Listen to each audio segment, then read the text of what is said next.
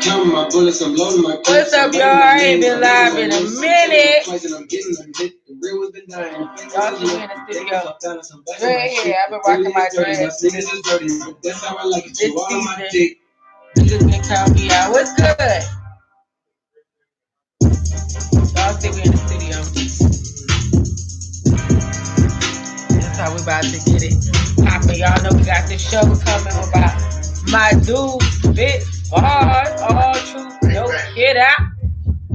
About to do the intro. Y'all make sure y'all subscribe if you already not a subscriber. We got a crazy show coming. We got the studio, what we gonna do it at. We got everything what we gonna do it at. So now we just working on the intro. I just decided to go live and talk to y'all because I haven't uploaded. And thank y'all for making that video with Ti. I think it's like almost 20,000 views. So that's what's up. I'm definitely about to be on my page a lot more. And we just gonna get it in. We gonna get it pop out and grinding. Y'all gotta excuse me. See, I'm not one of those girls that, like, when it's time for me to look good, I look good. But listen, I'm a grinder, so I ain't gotta be trying to get all dolled up for y'all and shit. Not all the time. That ain't even my speed, you know? But y'all know I can do it when I wanna do it. I'm just loving these dreads. I can just push and go. So, bro, you got your, you drinking on this red cup. No, right, no red cup here. We drinking on this red cup. Red cup here. Your boy, Blac boy. You already know. Red cup gang. She real. So you ready to go in the booth or no? Let's go. You ready? Hold on, let me ask you a question. Causing pandemonium in the street, city to city, coast to coast. It's the one and only DJ Keo. Niggas are counting me out. I'm counting my bullets. So let me ask you a question. So you know what happened with Omarion, right? What? A whole sucker. He basically one of the niggas that was in the group with him had a baby by or fuck with his baby moms or whatever the case may be. He got on the internet, tried to clean it up, said it real stupid trying to clean it up. What? He should have been like, listen, this is the truth. It's fucked up. That was my nigga. You shouldn't fuck with my bitches off limits. But do you know what Omarion did today? No, I don't know that. Okay, well, first let me tell you that today is actually his homeboy that fucked with his baby mama's birthday, Little Fizz. It's his birthday today. And guess what he did today? Guess what his birthday present was? What his birthday was? Omarion dropped the flyer that the 2020 Millennium Tour has actually been repicked back up with a great lineup. I mean, they got Sammy, they got Floyd, they got the Yin Yang Twins, they got Pretty Ricky. And they just don't have B2K. Omarion is headlining it. And Bow Wow then took the whole B2K situation. So he's basically gave this nigga a present on his birthday because that's all this show been about on Love and Hip Hop. Or like, is this nigga trying to get back and do the show? Why he don't want to talk about it? Omarion, he kept it silent. He ain't trying to clean shit up. See, sometimes you just fuck him up with the moves. But I'm going to say this, though.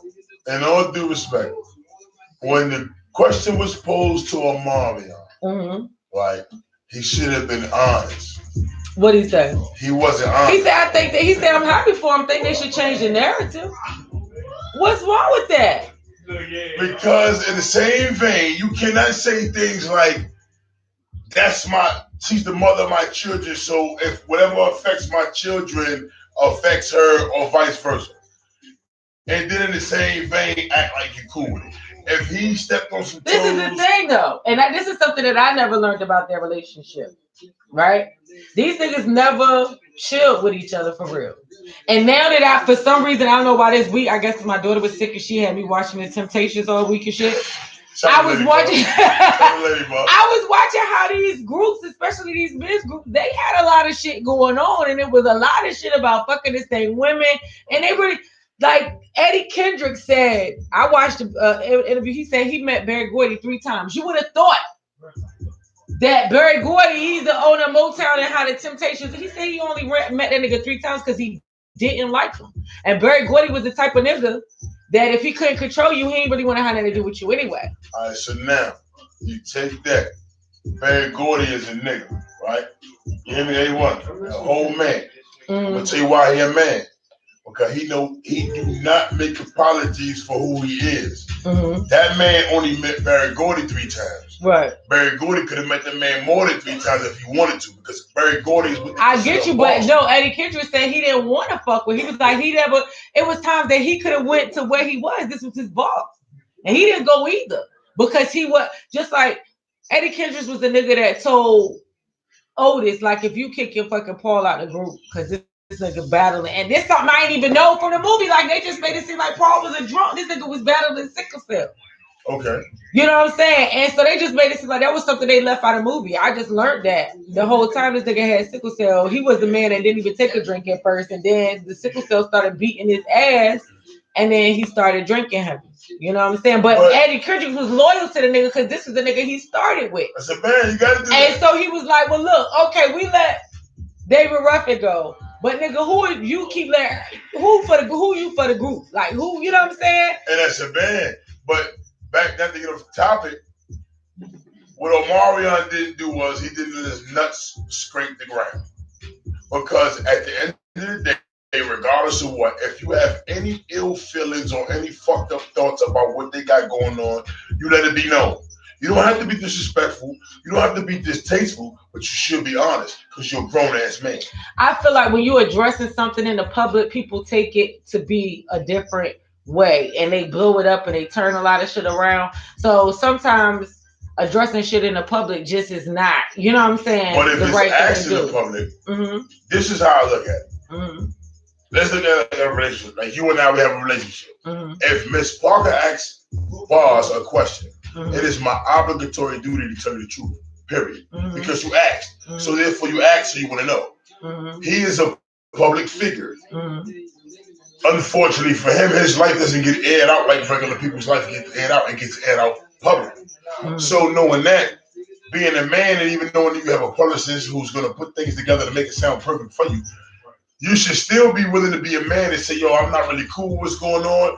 I respect it. No, I accept it. I don't have to respect it. Or you respect it, you don't have to accept it. It's either or. But to play the game is not right. Facts, but this is the thing, and you said exactly the perfect thing, to play the game. What his baby mama and Little Fizz was doing was trying so hard to get a reaction out of this man. So I feel Omarion. That's my new phrase. I'm Omarion to the bullshit because he was unbothered. Like the worst thing you could do is give a motherfucker a reaction that's been begging for you a reaction. This bitch been on his baby mama been all on live patting her pussy saying she fucked with so many. She was like mad disrespectful. So in that aspect, the best way to do is kill a nigga with silence and make moves like he did. He did address it. Like I love the way he did it. And that's just my new way of doing shit because so many people have got reactions out of me because they know I'm a caring person. And so that's one thing I had to learn, especially 2019, is how to fucking tame my emotions. And so I may want to say some shit and get all crazy like they know I'm used to doing. But then, boom, if I respond instead of reacting, two different things. You know what I'm saying? And I think what he did was he reacted. No, he responded. He reacted. No, he responded. He didn't react. But let me ask you this though. Now, you just said something that go in line with everything that's known as the truth. You can't hold a person accountable for what they don't know. Right. Meaning if I come to you every day, I say, okay, Miss Parker, my sister, and I come and I grab your earring. And you go to your sister over here and you see, you know, I love bars. But every time you come around, that black motherfucker always got to grab my earring. I hate that shit. You can't hold me accountable for what I don't know. Right, but it's different. We have a relationship. That's a man. These two, what I learned that I did not know, and it just was not Fizz and Omarion. It's the whole group just did not have. We thought these niggas rolled together each day and was rocking with each other in the studios every day and the way they did. We thought that's what we always thought. But what I'm learning, and I think Fizz was just jealous, of Omarion the whole time, the way he's shown himself to be on that show, and he feels like he was salty that Omarion really didn't kick it with him or didn't have, you know what I'm saying, this, that, and the third or whatever with him. And so I feel like he did that by helping his baby mom because Omarion just got up one day and left his baby mom. You know what I'm saying? She didn't even know why he did it. It's corny, but nevertheless, it happened. I don't respect it. That nigga said he had a ice box with his heart. But I fuck with Omarion though. Right. But that's corny. If you left your baby mom for unspecified reasons, and now if it's unspecified to us, I'm cool with that. But the way she been fly licking her pussy around and acting like every nigga was privy to the shit, he probably now we play devil's advocate. Now, I cannot speak without knowing what I know.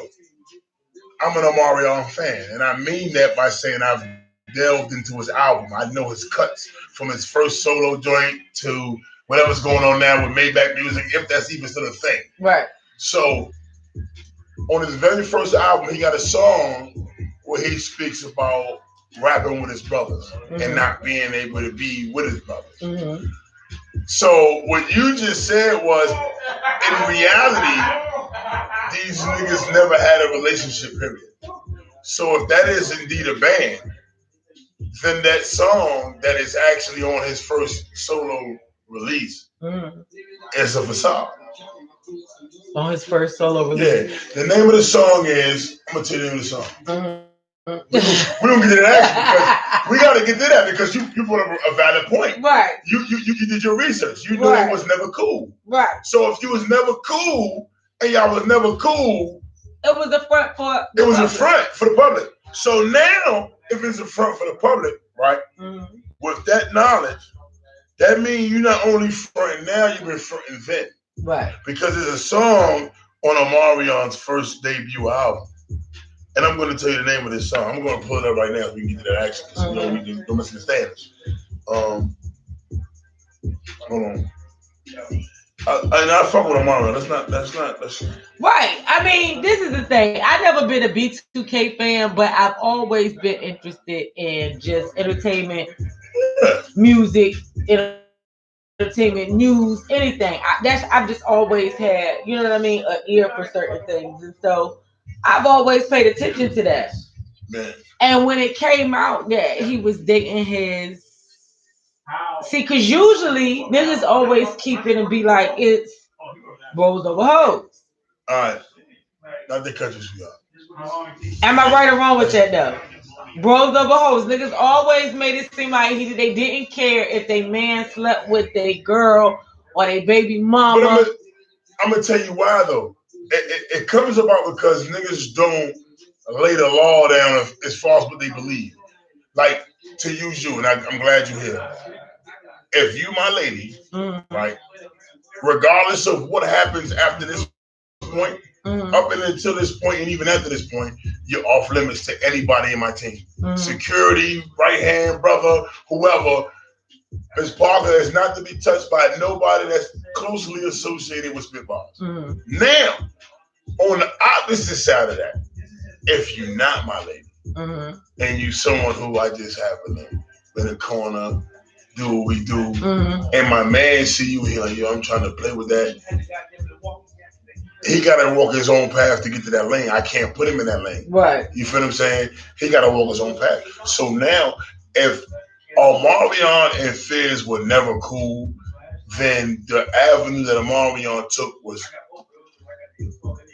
at best diplomatic and respectable because they wasn't cool. So if A1 and Ms. Parker not cool, I can't be mad at A1 for smashing Ms. Parker because A1 and Ms. Parker not cool. Right. You know what I'm saying? A1 and Bars are associates. But if A1 and Bars is cool, then A1 can't touch Ms. Parker. It's the technicalities of this shit because I feel like it's always double standards when it comes to some shit like that. Women can do the same shit niggas do. I agree with that. What? A woman can do as much, if not more, than a man can do. But she's held less. She's held less to a lower standard if she does. But that don't mean that. But listen, are we worrying about a standard of action? What are we talking about? We talking about the action. Miss Parker can do whatever spitballs do. Nobody's telling Miss Parker she can't go out here and lay with Tom, Dick, and Harry and say, nigga, I'm just fucking because this is what I like to do right now. You ain't my type of nigga, but your dick game is good. You stroke quite decent. So I'm going to get my fix until I find what I need to find. Right. It's like shopping. See, niggas get the word dating fucked up. Right. Dating don't mean you go lay with every nigga. Mm-hmm. Dating means you go out, you explore a person, you get to know a person. That's dating. I'm like the date queen, like, cause I just don't fuck with niggas like that. And that's then dating. And once I see somebody's personality is not what I want, I toss them. Like, that's just, I'm gonna get with you. Right. Cause I can't, if I vibe with you, I can't lay with you, period. That's the thing. Now, let's see now in that same lane, I have a new song. This is a shameless plug. I'm gonna throw it in there though. I have a new song called Secrets. Mm-hmm. And on the song Secrets, I'm telling a woman and a nigga in so many words, but really talking to a woman, how to be a sad joint. Mm-hmm. You gotta know your position in life. You can't expect to be a Maserati if you were built as a Honda. Right. It don't work like that. Mm-hmm. If you wasn't built as a Maserati, you're not gonna be looked as a Maserati. Mm-hmm. That's right. So you can take it how you want to take it. This is what it is. So now, back to what we talking about. If Omarion and Lil Fizz was never cool, then as a man, and keep it in the band as I am the band man, and I say, I'm the band man. As band man, what he should have said was, at the end of the day, hold on. Oh, what up, man? I'm in the studio right now. Can I please call you back? This where we setting y'all up for the Ultra No Cap podcast. We get ready to go in here and record the intro. We finally got the studio. We got the cameras. So we just giving y'all a little taste of what this All Truth No Cap about. All Truth No Cap. Everything you hear is going to be from unfiltered thoughts and opinion from herself and my. I don't know. That motherfucker reckless than I am. That nigga crazy. That's what I try to tell people, but they just, they get it. No, they gonna figure it out. They gonna figure it out real fast. I'm not gonna be the one to hold my hand in this shit. I'm sorry. I'm not gonna be the one to be like, oh, the whole time I thought bars was bars ain't shit. Bars is honest and fair. That motherfucker vicious. Real quick though, because I want to go ahead so we can get in the booth though, for real. This last little thing I want to talk about. I want to talk about Blac Younsta being a pastor. If you think it's buffoonery. I'm not going to disrespect no one taking the steps to do that, because there's steps that come with that. You just don't wake up one morning and say that you an ordained minister or whatever the case may be. It doesn't happen like that. So there's steps that come with that. But what the thing with him, he's always known for doing shit for shock value. So that's what my mind went at when I first heard it. I'm gonna be honest. If you go with that, just knowing that what it takes to be someone that can like marry someone or give a word, it's like, okay, he has been known to be the guy that's over eccentric, over the top, want to be, the guy to do crazy shit to get attention. Right.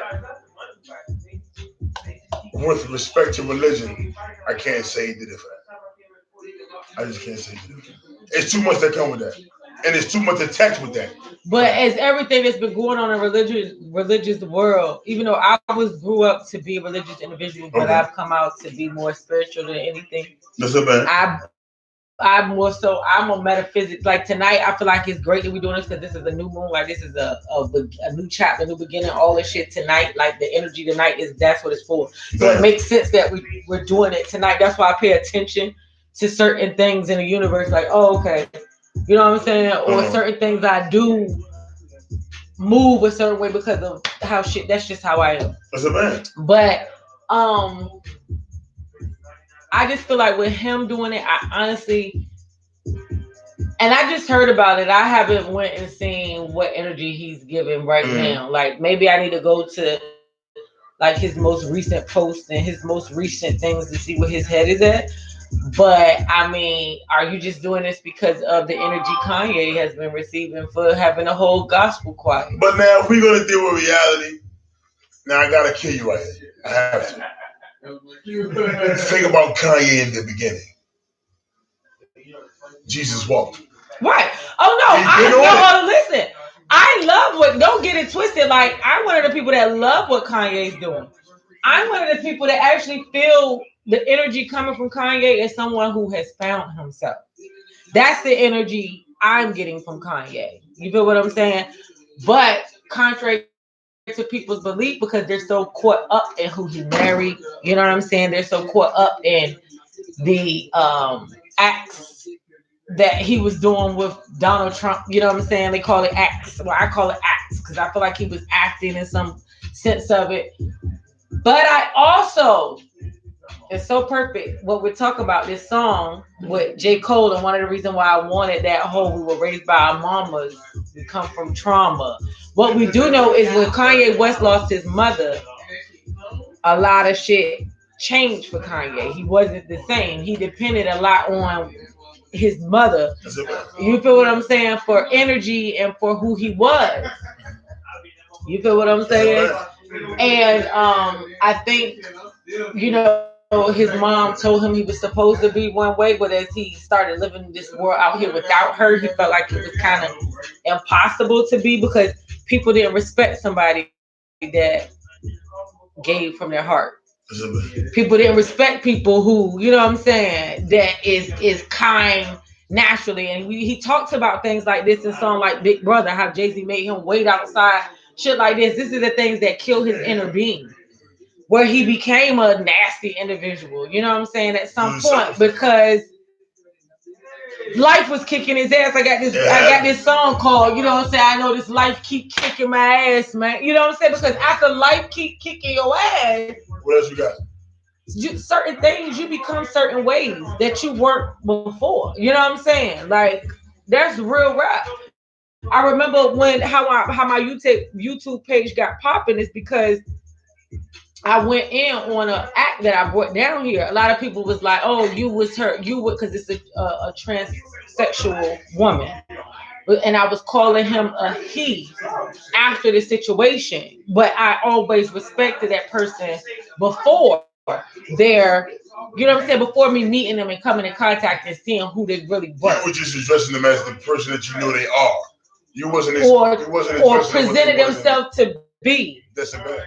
But then once you come in contact with the real individual, you feel what I'm saying? And then all the shit that's around it, that show that I dealt with, I think that's honestly when I changed as a person. The verse that I wrote to the intro of this shit, you're going to see how I don't give a fuck no more. You can't. And I was watching a Sammy Davis Jr. documentary actually before I got here.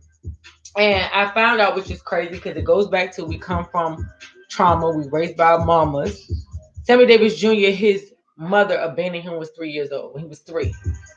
And so he was raised, well, he became a person that became a people pleaser. All his life, he just people pleased. Because his mom left him out back. You feel what I'm saying? And he felt like he wasn't good enough. So once you start feeling like that, unfortunately, some people start to become a people pleaser. And that's what I was for a long time. I was a people pleaser. That's why people be so shocked when I give them the real. I give them the all truth, no cap. Because they used to be pacifying their feelings and shit. So you turn into a different person once life kick your ass. You know what I'm saying? And he got to a point where Sammy Davis was like, no, I am going to marry that white woman. I don't give a fuck what y'all say. I'm going to do what I'm going to do, because he got tired of people pleasing every fucking body. But we all do. Even as, like, we all do it. Even as a dude growing up in the hood. Some of the shit I did, speaking for myself, fuck everybody else. Right. People pleasing is what we do. Like you do it to get acceptance. That's what it comes from. Mm-hmm. It comes from trying to be accepted, because the ones that you think are supposed to accept you and love you, when they abandon you and leave you to the wayside, mm-hmm. you go to get it from somewhere else. Right. Kevin Gates got a song where he said you got to watch those people that are looking for acceptance. Right. Or, I don't even want to use that word because I don't think he necessarily used that word. Right. But it's more or less the saying, watch those people that do that, because they'll go to the opposition to get it. That's how bad they want it. That's how bad they want it. I've been an object of that whole shit a lot in this game. That's why I changed to who I was, because You know, it's only three types of people in this world. It's a confidant, a constituent, and a comrade. And you will get a constituent confused with a confidant if y'all got the same type of page. You know what I'm saying? Because we'll fucking talk to each other about our pain and you'll think we resonating on that level. But then, and then you got a whole agenda the whole time. You just looking at me like this person can get me where the fuck I'm trying to go. And that's what niggas do. You know what I'm saying? But then as soon as they see somebody else that they think can get them there quicker, they'll leave you, abandon you, and go start running with the other one. That is a user. That is a user. Yeah, but that's a constituent because what I'm trying to say in that aspect that what we need to understand is that you're only going to be lucky to have maybe one if you got two constituents, real constituents. I mean, confidants in your life, you're blessed. The rest of everybody else is a constituent. And it's not necessarily a user. It's just that that's what life is about. Motherfuckers is just trying to get to well, everybody, let's be honest. Everybody uses somebody in some kind of. Let's not lose that though. We can't be naive to that fact that no matter what or what relationship, somebody's using someone for their own personal advantage. And there's nothing wrong with that. Where it becomes a problem is if you're doing it for only your benefit. And that's why I say it's a difference between using somebody and utilizing somebody. And on that motherfucking note, I'm about to utilize bars, spits bars on these motherfucking. Y'all got bars on the glasses on. This is some good shit. I'm about to utilize you on this motherfucking booth and spit we want to these get bars. to work. Y'all already know all caps. I just wanted y'all to know that. Listen, y'all already know. It's good. I appreciate Miss Parker for putting me in the group. This is her situation. I want y'all to know that so we don't ever have that misunderstanding. I am Spit Bars. Yes, I am my own entity. This is Miss Parker's baby. This all caps no truth. I appreciate her for inviting me in and asking me for my input and asking me to be co-host with her. The woman is famous. She knows way more people more important than my black ass. Shut the fuck and they up. couldn't have been here doing this right with her, but for her to reach out to me, it's love, and I respect her. This is my sister. I love her to death. I got her back. Right, wrong, good, bad, and indifferent. This is episode 1. This not even an episode. This ain't even an episode. I wanted to get like, you know, people familiar with you and just wanted to know me. I rap. Let's not lose that. I want everybody to know that Bars is a recording artist. Bars raps. He loves music. I perform. I do it all. And yes, I'm really this big in real life. That's why. But yeah, this ain't even an episode. I just honestly wanted to go live. I hadn't been live in a minute. You see that? And y'all gonna get the real shit. Real shit. She good people, man. But don't even tell nobody I'm a good person no more, cause y'all ain't gonna see the good Miss Parker. Y'all ain't gonna see the good Miss Parker anymore because y'all motherfuckers don't respect her. Period. We got 2 things to do. We gotta go blow, get the booth, get the blow, whatever. I gotta go. I'm done talking. Let's go. How we doing? We blowing, going to booth, blow, we doing. How we doing? No.